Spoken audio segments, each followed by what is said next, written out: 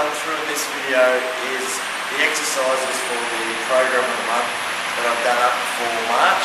So it's how to decrease injuries through your knee, or chance of injury through your knee, and decrease any knee pain that you might be experiencing, and then running through posterior chain exercises. So have a read through the program, and the purpose of this video is just to go through the exercises that are listed in the program. I'm going to do it as a warm-up to start with, then we'll progress into more advanced exercises in the next video.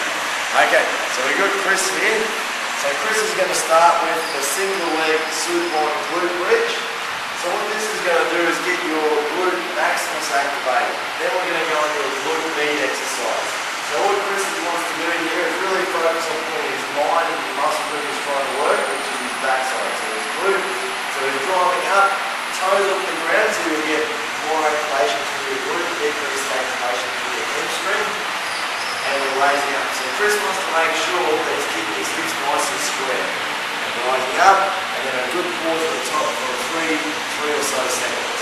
Exhale as you come up and squeeze that butt cheek. So exhale, squeeze that glute, belly up the spine, hold the lead, and lower back down control. Okay, so after Chris has done about 8 to 10 each side, we'll go from there into what a glute med exercise. He's going to do this with the X-Band walk. So the key with any of these activation drills is really putting your mind in the muscle that you're trying to work. So when you do this one, you want to feel the side of your backside, which is your glute med. And what we're trying to do as per the program there is strengthen this muscle to stop that femur immediately rotating. Okay, we want the knees back. So it's going to help when we go into our squat techniques. Okay, so as Chris has got, always good posture, chest is nice and tall, abdominals are braced. And I find, you can do it straight knee, I find bending at the knees slightly helps you activate that glute knee a bit more. So Chris wants to keep a shoulder width the whole time, and then going from there, stepping out. So he doesn't want to bring them in close. He wants to keep a shoulder width the whole time, putting his mind in that glute knee. And he'll do about 12 to 15 one way, and then you can do 12 to 15 coming back the other way. So come back down.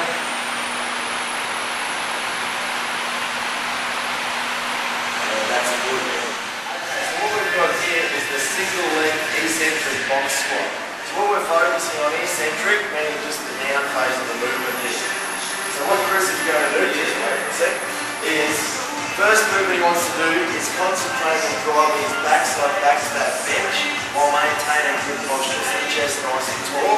And he doesn't want his knee going forward and then past his toe. So a lot of this exercise will automatically activate your pelvic stability muscles needed required to stabilise, that you don't get the bilateral movement. Okay, so pushing your backside back, and then you'll pause, and then use the other leg, come back up. Go back down, slow, pause, back up.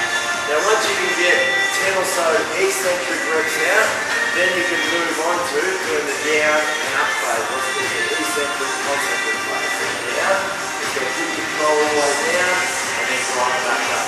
But you don't move on to that until you've got good control through your PMO, meaning your knees and all over the shop, and you've got the stability through your hips to do the down and up phase. What we've got here is the single leg Romanian deadlift. So you all might be familiar with the bilateral Romanian, meaning 2 legs at a time.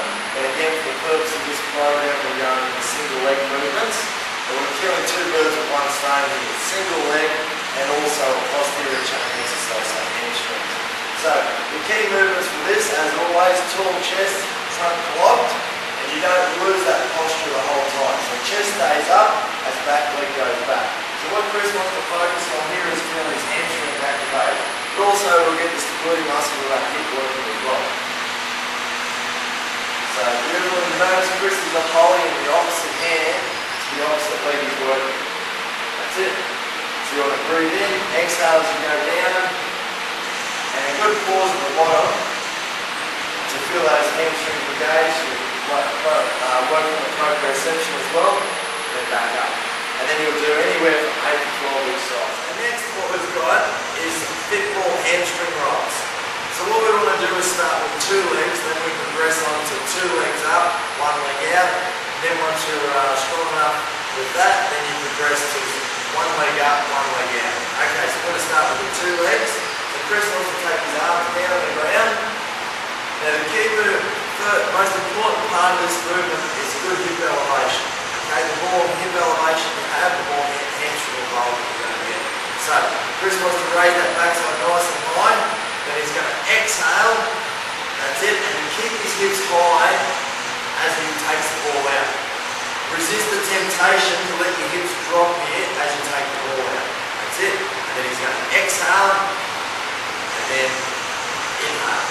Okay, from there, we're going to go two legs up. So this is the next progression. One leg off the ball and one leg out. Then two legs on, two legs up, other leg back out. Alternating strong. So we go this one out. Next up, this one out. 3, 2, 1, and relax. So you'll notice that Chris had really good control tempo. The last progression, once you can do that with good form and technique and you've got the endurance in your hamstrings, you can then move on to single legs. So you do anywhere from 8 to 12 each side. Okay, so single leg, because the video is 2 each side. Up and then out, nice and control. You still notice there that Chris has still got that good hip elevation and out, nice and control. Other side. So most importantly, good hip elevation and out nice and slow. Keep that head on the ground and then out nice and slow. Beautiful. Okay, I'm going to get Natasha here to demonstrate the decline BMI step up. This type of step up is very important for stabilising your knee and stabilising your pelvis. Okay, so very, very important exercise. Also very important for knee rehab. Okay, so rule number 1, you want your foot down towards the bottom of the box. We've got the box here on a decline angle. Okay, I want Natasha's foot turned out about 5 degrees. Okay, the other leg is standing here freely, turned out at 5 degrees also slightly in front of the other foot. Okay, there's 3 main things we want to focus on. 1, when she drops to the floor, putting her knee out at the same angle as the foot. And 2, making sure that this hip doesn't drop down, so the hip on this side stays up at the same level or slightly higher than the other side. You don't want to drop it down and that hip shifting across. And also you don't want to put any weight on this foot. Okay, so the weight, the tension, the load is on this leg the whole time. Okay, so we're going to turn this foot out slightly. The only way we get into the floor is by bending the knees. So Tash, we'll get you to drop down. 1 second and come up. Down, up, down, up. So Tash is making sure she's keeping her hip up on that side and making sure her knee is tracking correctly over the toe. We do between 15 and 30 reps. And this is personally one of my favourite exercises. And if you do it correctly, you're definitely going to have a sore. You know if you've done it correctly because your glutes and quads are going to be sore the next day. So as per the program, the deeper you go, the more muscle activation you get, particularly through your glutes, hamstrings, and most importantly our BMO, or glutes and BMO most importantly. So, first movement here, chest up tall, backside goes back, and backside goes down.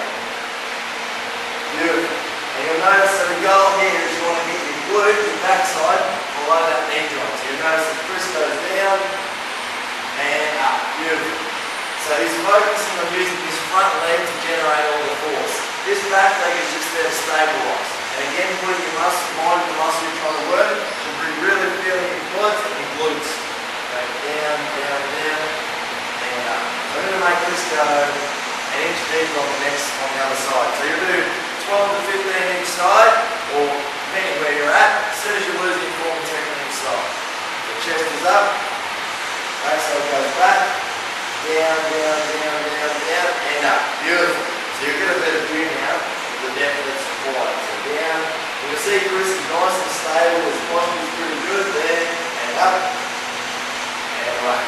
Beautiful. That's the Bulgarian. Okay, so this is the single leg box squat. The single leg box squat is one of the most advanced exercises you can do with single leg training.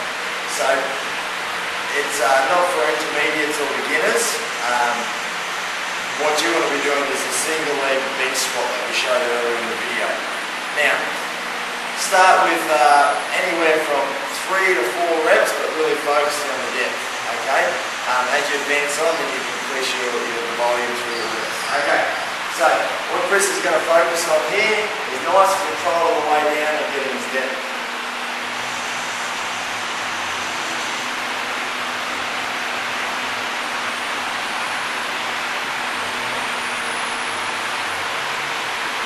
And beautiful. So Chris's abdominals were braced, he's getting his backside nice and deep below that knee joint and good posture.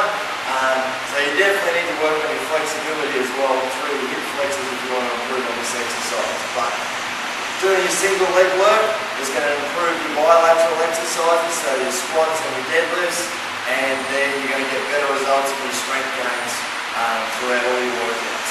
So posterior chain, single leg work,